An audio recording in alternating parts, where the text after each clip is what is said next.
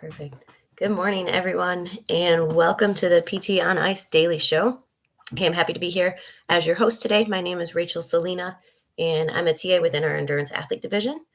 So I TA for our rehabilitation of the injured runner, both our live and our online courses. Okay, which our online course starts again January 2nd. So if you're hoping to get into the next cohort of that, registration is open now. You can jump in online. Be a great way to kick off your new year. So we'd love to have you there. Again, January 2nd is when we start that next cohort. So today we are going to dive into some running related topics. Really, I wanted to talk about the running off season and kind of what it is, how it could be structured, and really at the end of everything, like why we should take one, why we should encourage our runners to be doing an actual off season and what that could look like.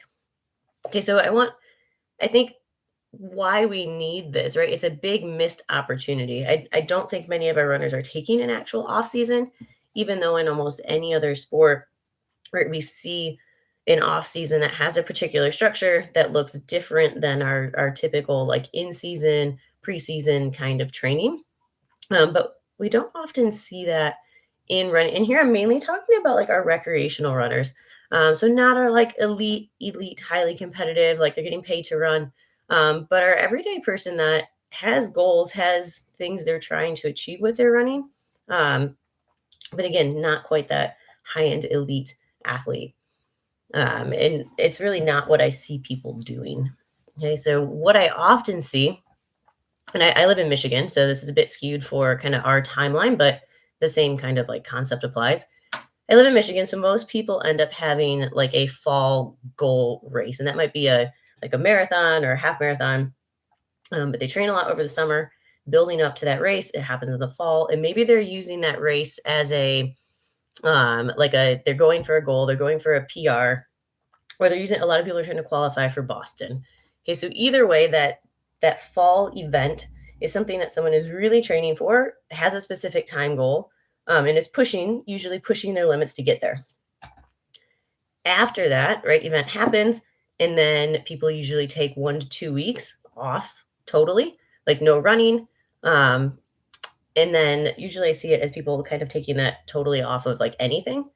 Um, and then after that 2 week period, they kind of jump back into running, back into training, maybe slightly less volume, right? Long runs aren't going to be quite as long, but I typically see people kind of jumping back into the same type of schedule, like training 5 to 6 days a week. Still usually working in some like sprints or hill work, track work, something like that. So really not apart from those 2 weeks immediately after, not a clear like differentiation from what their training was prior to that race.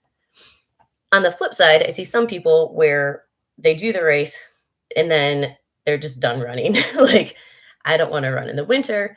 So I'm not going to run at all after my goal race until spring. And I'd argue both of those probably are not our ideal situation. So I think, like I said, it's a missed opportunity. And I think it's missed because there's a lot of benefit in doing an off season. Primarily 4 reasons we're going to cover. So I'm going to tip this down a little bit. And I think the first one is physical recovery, right? Someone typically, if they're building up to a goal race, has just spent the last 3 or 4 months like progressively overloading every single week, building mileage, right? It's a continuous training cycle that adds up to a lot of fatigue. Some runners, right, we can encourage to take recovery weeks during their training, which can be helpful to like mitigate a little bit of that fatigue. But for the most part, people are constantly building their mileage, increasing their mileage and intensity over that 3 to 4 month period.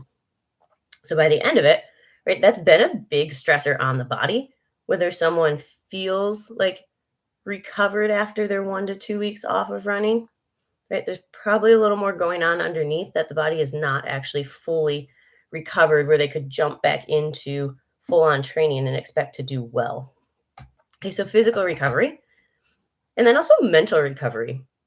Training to that extent, having to put in that amount of mileage and time into running to train well, right, means we have to say no to a lot of other things during that time, right? we maybe have to say no to some family obligations or time with friends or just other activities that we like doing that aren't running. Kind of everything takes the back burner. So it can also be really just mentally fatiguing and draining. So coming off of that, being able to have a period of time where we can be a little bit more flexible, right? Be able to do different activities, not have to say no, and also be able to prioritize sleep, right? Like how many people are trying to fit in their running around a work schedule, family schedule, right? So often we compromise on sleep to be able to make that happen. So having a period of time where we can really build back some of those recovery practices is huge, and I think what we miss.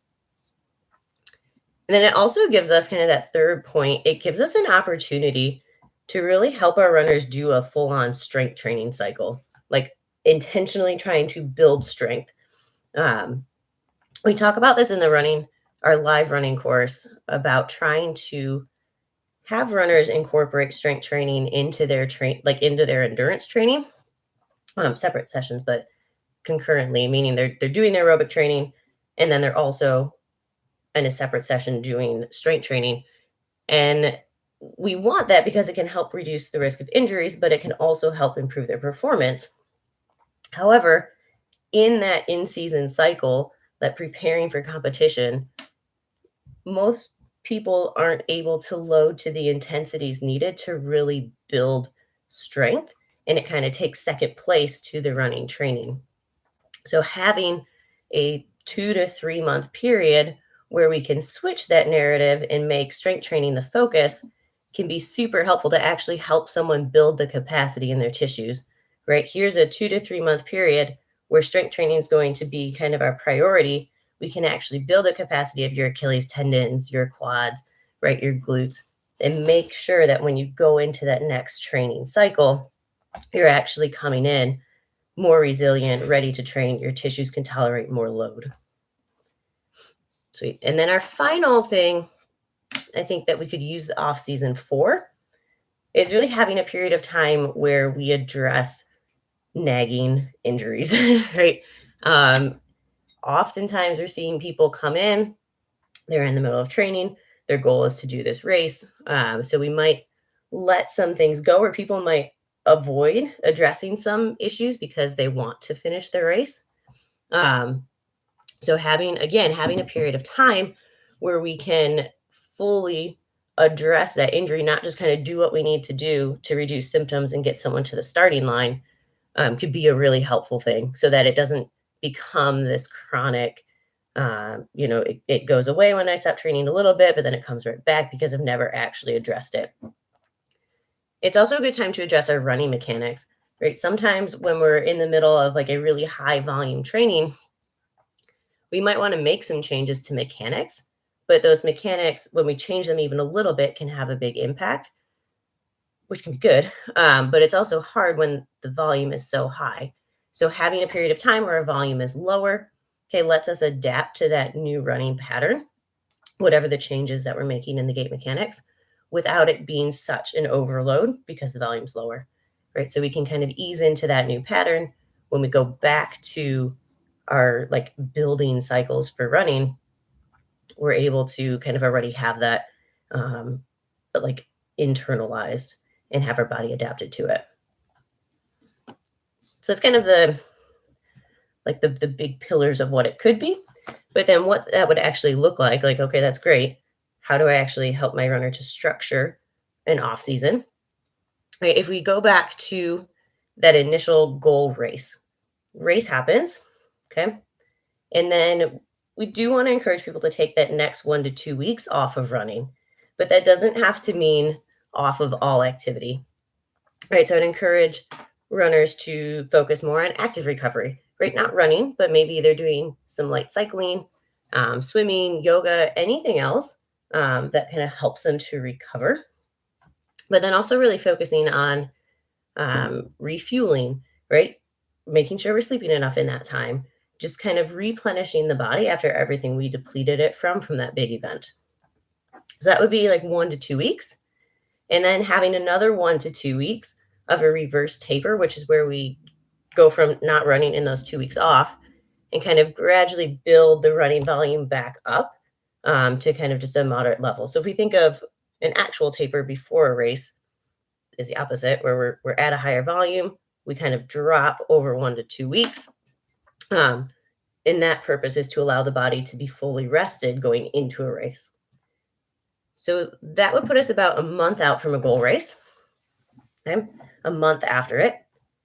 And then I would encourage you to ask your runners to take 2 to 3 months after that of an off season. Okay, and that would look like keeping the volume at like no more than 60 to 70% of what they were previously running, like as their top training weeks, or kind of their average volume week over week. So if someone was training 40 miles a week in preparation for, say, a marathon or half marathon, having them drop down to where they're not doing more than 24 to 28 miles a week. And that might look like going from training 5 to 6 days a week, running training, to dropping that down, running only 3 or 4 days a week. Okay. And that extra time, again, it doesn't have to be like you just have to rest, but filling it in with other activities that someone likes to do, strength training, maybe it's CrossFit or swimming or yoga or climbing. Okay. And then finally, the intensity of this time should also be dropped down. Okay. We don't want, this isn't the time to like be working on our hill repeats, our sprints, our interval work, our track work, right? Keep the pace low enough that it's like easy running. Okay. And then when the body is actually fully recovered, we can enter into that next cycle ready to go, ready to push again, and actually see benefit because the body's recovered and able to adapt to that new training stimulus. Cool. So the only other it's kind of different situation here. Like what I've been talking about is someone who running is their main thing. Like they like to run year round. They're maybe doing a couple different races in a year. If we have someone who's a true like multi-sport athlete where they'll run during, say, like summer and fall, but then in the winter they switch, maybe they switch to skiing. Okay, that person's going to maintain their aerobic training from the skiing, and they might not really want to run at all, which I think we also need to have a bit of caution there, using that other sport as the off season, because running has such a different training load, right? It has that impact that differentiates it from any other activity. So we don't want someone's tendons and tissues to become unadapted to that stimulus of loading and running. So even if someone is taking their off season to pursue a different sport, still encouraging them to get like 2 to 3 at least exposures to running or plyometric training. And it doesn't have to be long, right? Maybe it's asking your runner to do like, can you give me 2 20 to 30 minute runs a week, right? Even with your other like skiing training. If they're like, nope, I don't want to run at all, can we at least get some plyometric training? Can we work a little bit of jump rope in there? Can we work some just other kinds of jumps, box jumps, drop jumps, anything like that to still get exposure to impact loading? And I think like a lot of that can be more coming from a coaching perspective, but I think it's also important in the clinic, especially if we think that most people, when they have a running injury, they don't come to us until it's a big deal, right? That's kind of our typical pattern, which usually can look like someone coming to us shortly before a race, right? So our focus there to help them meet their goal has to be a little more on kind of like putting out the fire, helping them get to the starting line for their race. But if we can set patients up with the expectation, hey, this is going to help you get to your race, but then afterwards, like I want you to come back and see me so that we can really address what's going on, right? I want you to take, especially if someone's dealing with an injury, I want you to take this off season afterwards. We're going to work through to make sure you're 100%.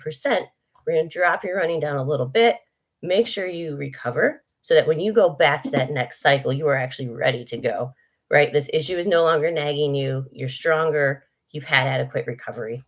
So I think it's a big point for in the clinic, just the same as it can be outside as we're thinking about maybe our non-injured athletes.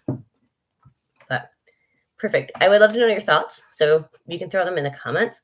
Let me know if you're taking an off season, if you encourage your runners to do so, or just any kind of thoughts you have around the topic would be great. So thank you for tuning in. Have a great weekend, and we'll see you next time.